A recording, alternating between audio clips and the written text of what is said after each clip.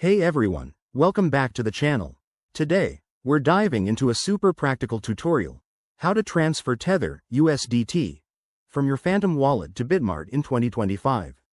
Whether you're a crypto newbie or a seasoned trader, this step-by-step guide will make the process straightforward and secure.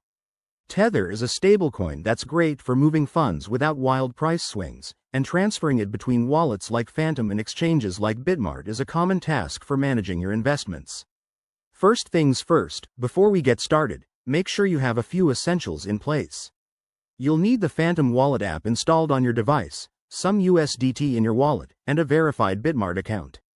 Also, double-check that you're using the correct blockchain network. Typically, this will be Solana for Phantom, but Bitmart might require Ethereum or another chain, so verify that in advance to avoid any hiccups. Alright, let's jump into the steps. Step 1.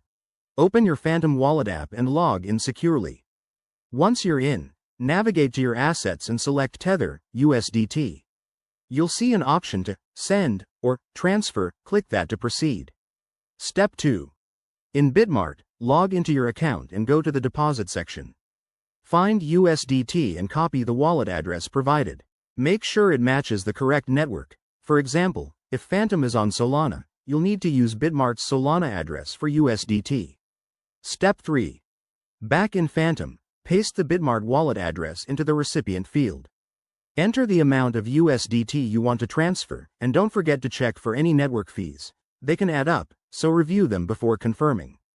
Step 4. Double-check everything: the address, the amount, and the network.